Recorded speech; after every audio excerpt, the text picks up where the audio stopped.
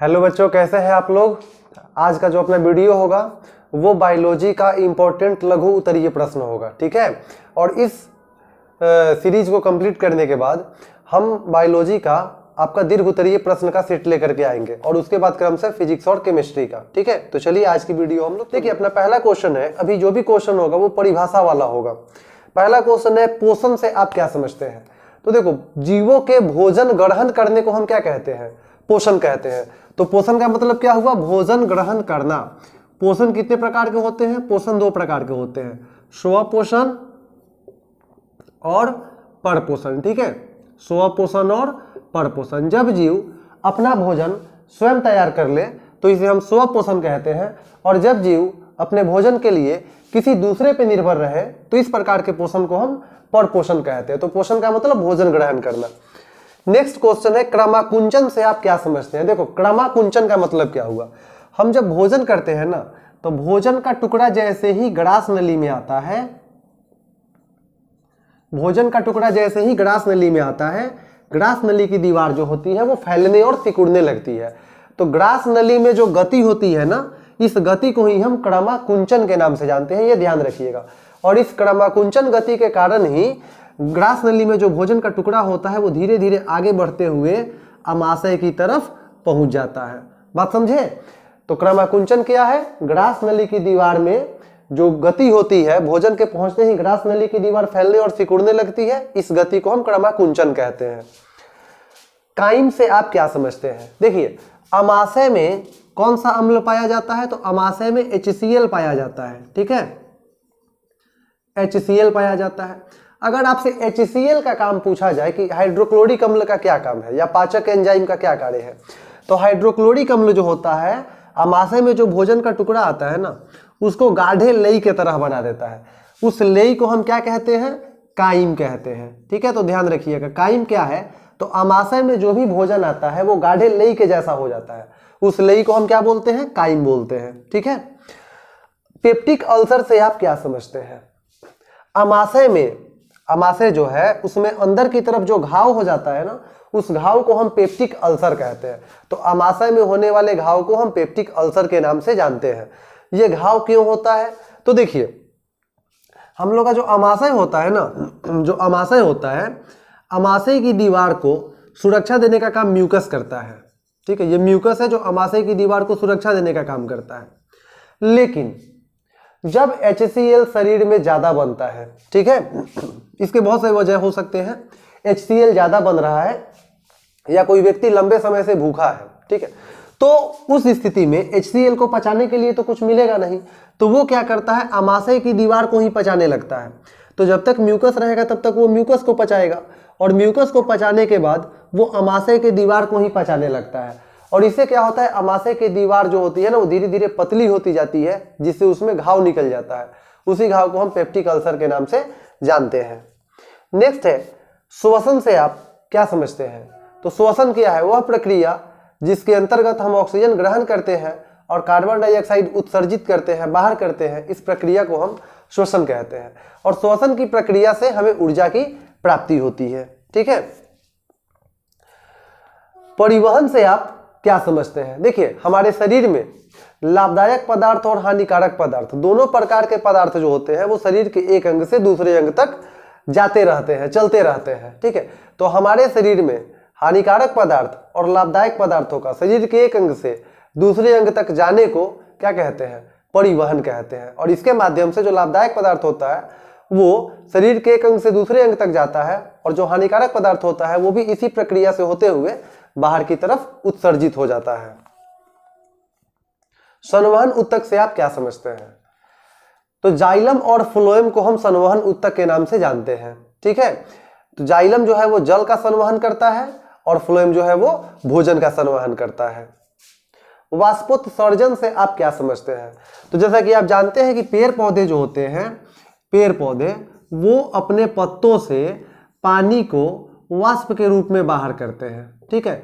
इस प्रक्रिया को हम वाष्पोत्सर्जन कहते हैं। वाष्पोत्सर्जन से पौधों को क्या फायदा है।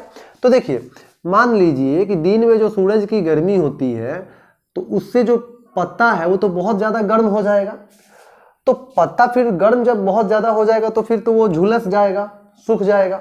तो इससे बचने के लिए पत्ता करता क्या है, पेड़ पौधा करता क्या है कि पत्तों में काफ़ी छोटे छोटे छिद्र पाए जाते हैं जिन्हें हम रंध्र कहते हैं। उन रंध्रों से पानी जो है वाष्प के रूप में बाहर निकलते रहता है। जैसे पत्ता जो भी गर्म होगा ना, पत्ता का गर्मी कौन खींच लेगा, पानी खींच लेगा, और पानी उसी गर्मी से वाष्प बन के बाहर निकल जाएगा। इससे क्या होता है कि पत्ता का जो टेम्परेचर है वो ज़्यादा नहीं हो पाता है और इस वजह से ये पत्ता सूखने से बच जाता है। तो वाष्पोत्सर्जन से पहला फायदा तो ये हुआ कि ये जो पत्ता है या पेड़ पौधा वो सूखने से बच जाता है। दूसरा फायदा ये होगा कि वाष्पोत्सर्जन के कारण चूंकि पानी की कमी हो जाती है, वाष्प निकलते रहता है, तो ताजा पानी जो है वो पेड़ पौधों में ऊपर की तरफ चढ़ते रहता है। लसिका या लिम्फ नोड से आप क्या समझते हैं? देखिए, तो जब WBC अर्थात श्वेत रक्त कण और प्लाज्मा ये दोनों आपस में मिल जाते हैं, WBC और प्लाज्मा जब दोनों आपस में मिल जाते हैं तो इसे हम लसिका या लिम्फ के नाम से जानते हैं। ठीक है, जब WBC और प्लाज्मा दोनों आपस में मिल जाते हैं तो इसे हम लसिका या लिम्फ के नाम से जानते हैं। तो प्लाज्मा जैसा कि आप जानते हो ये चिपचिपा होता है, तो WBC प्लाज्मा से चिपक जाता है। ठीक है, और ये दोनों जब साथ में रहे तो वही हम लसिका या लिम्फ नोड कहते हैं। अगला प्रश्न है, उत्सर्जन से आप क्या समझते हैं? देखिए, उत्सर्जन क्या है? हमारे शरीर में या जीवों के शरीर में जो भी हानिकारक पदार्थ बनते हैं उन हानिकारक पदार्थों को शरीर से बाहर निकालने को ही क्या कहते हैं? उत्सर्जन कहते हैं। जैसे जीवों के शरीर में बनने वाला जो सबसे प्रमुख उत्सर्जी पदार्थ है, हानिकारक पदार्थ है, वो कार्बन डाइऑक्साइड है। ठीक है, तो कार्बन डाइऑक्साइड को बाहर करने को हम क्या बोलेंगे? उत्सर्जन बोलेंगे। हीमोडायलिसिस क्या है? तो जिस व्यक्ति का किडनी वृक्क किसी भी कारण से काम करना बंद कर देता है, खराब हो जाता है, तो अब जब वृक्क खराब हो जाएगा, किडनी खराब हो जाएगा, तो उसके ब्लड में जो भी अशुद्धि होगा वो फिल्टर नहीं हो पाएगा, छन नहीं पाएगा। क्योंकि आपने पढ़ा है कि जो ब्लड जो है अपने साथ जो भी लाभदायक या हानिकारक पदार्थ होता है उसको वो अभिवाही धमनिका के द्वारा ला करके ग्लोमेरुलस में छोड़ देता है, फिर ग्लोमेरुलस वहां से फिल्टर करता है। लेकिन जब किडनी खराब हो जाए किसी का, तो उस स्थिति में ब्लड में जो भी हानिकारक या लाभदायक पदार्थ मिले रहेंगे वो किडनी तक आएंगे नहीं, किडनी से हानिकारक पदार्थ छनेगा नहीं। तो उस स्थिति में ब्लड को शुद्ध करने के लिए एक मशीन का सहारा लिया जाता है जिसे हम डायलिसिस मशीन के नाम से जानते हैं। ठीक है, और वही डायलिसिस मशीन के द्वारा रक्त को शुद्ध करने की प्रक्रिया को हम हीमोडायलिसिस कहते हैं। ठीक,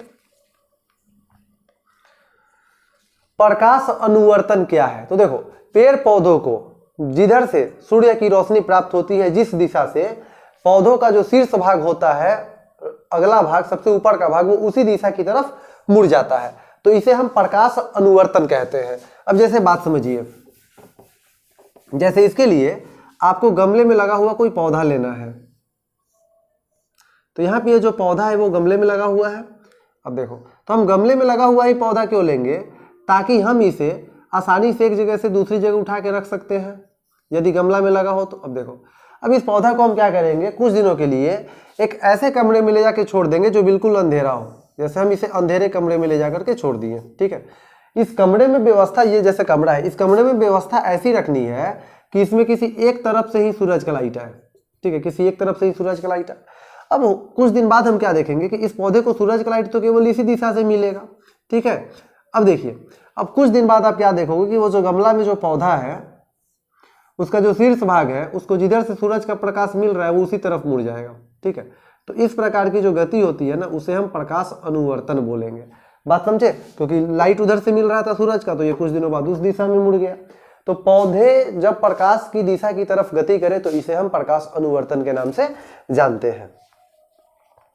प्रतिवर्ती क्रिया और प्रतिवर्ती चाप से आप क्या समझते हैं? तो देखिए, यहाँ पे दो अलग अलग चीज है, ध्यान से बात समझिएगा। प्रतिवर्ती क्रिया, ठीक है, प्रतिवर्ती क्रिया और प्रतिवर्ती चाप, इन दोनों में अंतर होता है। ठीक है, अब देखो, प्रतिवर्ती क्रिया क्या है? क्रिया मतलब काम, वैसा क्रिया, वैसा काम जो हमारी इच्छानुसार नहीं होता है उसे हम प्रतिवर्ती क्रिया कहते हैं। ठीक है, जो हमारी इच्छा से नहीं होता है, जैसे हृदय का धड़कना, इसमें हम लोग का नियंत्रण नहीं है। मिठाई देख करके मुंह में पानी आ जाना, ठीक है, ये सब क्या है? प्रतिवर्ती क्रिया है। छींक आना, उल्टी आना, तो ये सब है अपना प्रतिवर्ती क्रिया। वैसी क्रिया जो हमारे इच्छानुसार नहीं होती है या जिसपे हमारा नियंत्रण नहीं है, उसे हम प्रतिवर्ती क्रिया के नाम से जानते हैं। नेक्स्ट है प्रतिवर्ती चाप। ठीक है, तो जैसा कि आपने सिलेबस में पढ़ा है, प्रतिवर्ती चाप का अर्थ क्या हुआ, तो जैसे देखो, जैसे कि ये ब्रेन है और ये मान लो कि शरीर का कोई पार्ट्स है, तो शरीर के किसी भी अंग से मस्तिष्क तक जो सूचना जाती है, तो मस्तिष्क तक जब सूचना जाएगी, सिग्नल जाएगा, फिर मस्तिष्क क्या करेगा, उस सिग्नल का रिप्लाई करेगा, जवाब देगा। ठीक है, तो देखो कोई भी अंग मस्तिष्क तक जो सूचना भेजता है और मस्तिष्क का आदेश अंगों तक जो आता है, तो ये जो रास्ता होता है ना, सूचना ले जाने वाला और मस्तिष्क का आदेश अंगों तक लाने वाला, इस रास्ते को हम प्रतिवर्ती चाप कहते हैं। चाप का मतलब रास्ता। ठीक है, जिस रास्ते से सूचना जाता है ना, उस रास्ते को हम संवेदना मार्ग कहते हैं। ठीक है, उस रास्ते को हम संवेदना मार्ग कहते हैं। और मस्तिष्क का आदेश जिस रास्ते से आता है, उस रास्ते को हम प्रेरक मार्ग कहते हैं। ठीक है, अर्थात संवेदना मार्ग और प्रेरक मार्ग, इन दोनों रास्तों को मिला करके हम सम्मिलित रूप से प्रतिवर्ती चाप कहते हैं। हार्मोन क्या है, तो देखो, जीवों के शरीर में कुछ ऐसे पदार्थ बनते हैं जो कि शरीर के क्रियाओं का नियंत्रण करते हैं। ऐसे ही पदार्थों को हम हार्मोन कहते हैं। जैसे कि हमारे शरीर में जो एसटीएच हार्मोन बनता है, ठीक है, एसटीएच हार्मोन का काम क्या है, शरीर की वृद्धि का नियंत्रण करना। ठीक है, एसटीएच हार्मोन उचित अनुपात में निकलेगा तो शरीर की लंबाई उचित अनुपात में होती है। अगर एसटीएच हार्मोन कम मात्रा में निकलेगा तो बौनापन की स्थिति आ जाएगी, ज्यादा मात्रा में निकलेगा तो भीमकायत्व की स्थिति आ जाएगी, जिसमें हड्डी भारी और मोटा हो जाता है। ठीक है, तो ऐसे ही बहुत से हार्मोन है, जैसे आपने पढ़ा इंसुलिन हार्मोन है। इंसुलिन हार्मोन, इसका काम क्या है, ग्लूकोज को पचाना। अब जब इंसुलिन हार्मोन नहीं निकलेगा तो ब्लड में ग्लूकोज की मात्रा ज्यादा हो जाएगी, जिससे शुगर लेवल बढ़ जाएगा। तो फिर उस स्थिति में चीनी की बीमारी हो जाती है, जिसे आप मधुमेह या डायबिटीज की बीमारी के नाम से भी जानते हैं। तो शरीर में ऐसे बहुत सारे हार्मोन है, सबका कुछ ना कुछ काम है। ठीक है, जो शरीर के क्रियाओं का नियंत्रण करते हैं। तो अगर ये हार्मोन नहीं निकलेंगे, इनमें से कोई भी एक निकलना बंद हो जाए, तो फिर शरीर पे उसका प्रतिकूल प्रभाव पड़ेगा। नेक्स्ट क्वेश्चन है आपका, परागन, स्वपरागन और परपरागन से आप क्या समझते हैं। तो परागन का मतलब क्या होता है, तो जब पराग कोश से पराग कण निकलकर फूल के वर्तिकाग्र पर गिरे तो इसे ही हम परागन कहते हैं। मतलब परागन का अर्थ ये हुआ कि पराग कण का निकलकर फूल के वर्तिकाग्र पे गिरना। ठीक है, परागन दो प्रकार के होते हैं, स्वपरागन और परपरागन। देखो, स्वपरागन, स्व का मतलब खुद, जब किसी फूल से, जब पराग कोश से पराग कण निकलकर उसी जाति के फूल पर गिरे, मतलब उसी जाति के फूल के वर्तिकाग्र पर गिरे, तो ये स्वपरागन कहलाएगा। जैसे मान लीजिए कि गेंदा का फूल है, उसके पराग कोश से जो पराग कण निकलेगा ना, वो अगर किसी गेंदा के फूल के वर्तिकाग्र पर गिरेगा तो वो स्वपरागन कहलाएगा। और अगर गेंदा के फूल का पराग कण जो है वो किसी दूसरा जाति के फूल पर गिर जाए तो इसे हम परपरागन कहेंगे। ठीक है, अगला प्रश्न है आपका, आनुवंशिकता से आप क्या समझते हैं। देखिए, आनुवंशिकता का मतलब होता है खानदानी लक्षणों के एक पीढ़ी से दूसरे पीढ़ी में जाने को हम कहते हैं आनुवंशिकता। और एक होता है आनुवंशिक गुण, तो आनुवंशिक गुण कहते हैं खानदानी गुण को, वैसा लक्षण जो एक पीढ़ी से दूसरे पीढ़ी में चलता है या जाता है, उसको हम आनुवंशिक गुण कहते हैं। और ये जाने को, आनुवंशिक गुण, जो आनुवंशिक लक्षण जो एक पीढ़ी से दूसरे पीढ़ी में जाता है ना, ये जाने को आनुवंशिकता कहते हैं। ले कौन जाता है खानदानी लक्षणों को एक पीढ़ी से दूसरी पीढ़ी में, जीन। ठीक है, विभिन्नता से आप क्या समझते हैं। देखिए, संसार में कोई भी दो जीव बिल्कुल एक समान नहीं है, सब में कुछ ना कुछ अंतर होता है। तो जीवों में पाए जाने वाले इसी अंतर को हम विभिन्नता कहते हैं। अगला प्रश्न है अपना, समजात और असमजात अंग से आप क्या समझते हैं। देखो, समजात, समजात मतलब समान जात। तो समान जात कब होगा, जब बनावट में एक जैसा रहेगा। तो समजात वो है जो बनावट में तो समान होते हैं लेकिन काम अलग अलग करते हैं। जैसे हमारा हाथ और कुत्ते का अग्रपाद, जो अगला पैर होता है, ठीक है, हम दोनों के हड्डियों की बनावट एक होती है, हमारे हाथ की और कुत्ते के अग्रपाद की। तो बनावट में तो समान है लेकिन दोनों का काम अलग अलग है, ठीक है। उसी तरह से होता है असम जात, असम जो बनावट में समान नहीं हो लेकिन काम एक जैसा करे। तो ध्यान देना, जो बनावट में समान होगा वो काम अलग अलग करेगा और जो बनावट में अलग अलग होगा वो काम एक जैसा करेगा। तो समजात की क्या परिभाषा हो जाएगी? तो समजात जो बनावट में तो एक समान होगा लेकिन काम अलग अलग करेगा, और असमजात जो बनावट में अलग अलग होगा लेकिन काम एक जैसा करेगा। जैसे तितली का पंख और कबूतर का पंख, दोनों असमजात होंगे क्योंकि दोनों के पंख की बनावट अलग अलग है लेकिन काम एक ही है, उड़ने में मदद करना, ठीक है। तो ये क्लियर हो गया होगा आपका। अगला प्रश्न है, आहार श्रृंखला एवं आहार जाल से आप क्या समझते हैं? तो देखिए, आहार श्रृंखला क्या होता है? घास है,